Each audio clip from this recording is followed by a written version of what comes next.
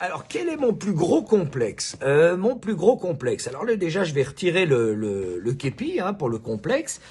Alors, écoute, mon plus gros complexe, si je dois chercher là-dedans, on en a tous plein, évidemment, hein, mais mon plus gros complexe, c'est quand j'étais gamin, j'étais dyslexique. Et alors, je sais pas si vous savez un peu tout ce que ça veut dire, d'être dyslexique, mais moi, je mélangeais à peu près tout. Hein, c'est-à-dire que dans une phrase où il était marqué il est joli ton sous-marin, dommage que tu n'aies pas de fleurs », je rajoutais une phrase ou j'enlevais une phrase, mais c'est ce que je voyais.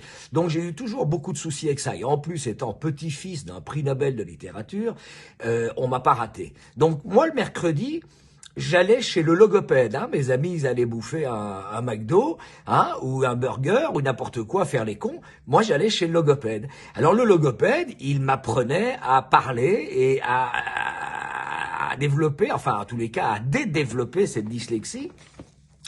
Et ce qui fait que j'avais un exercice qui était très emmerdant. Cet exercice, c'était, il fallait que je parle en sautant, en syllabes, hein, complètement con, hein, pour celui qui est un peu, enfin bref, qui est un peu fatigué, le mercredi après-midi, on aime ça être un peu tranquille. Donc j'arrivais là et je sautais, bonjour, je m'appelle Frédéric, et donc je coupais ma phrase en syllabes pour m'apprendre. Voilà, donc ce qui fait que beaucoup plus tard dans la vie, quand j'ai commencé à écrire mes premières lettres d'amour, bah, j'ai pas développé beaucoup, hein.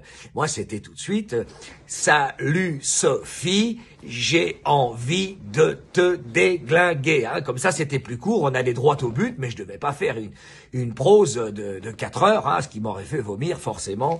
Et donc voilà, donc la dyslexie. Et j'ai cru que j'étais le seul au monde à avoir ça, puis finalement, avec les années, je me suis aperçu qu'on est 1 sur 2, probablement même tous, mais ça m'a amené quelque chose de génial, la dyslexie. C'est un sens de l'orientation exceptionnel. Tu me fous dans une ville, de nuit, sous la neige, la pluie, ce que tu veux.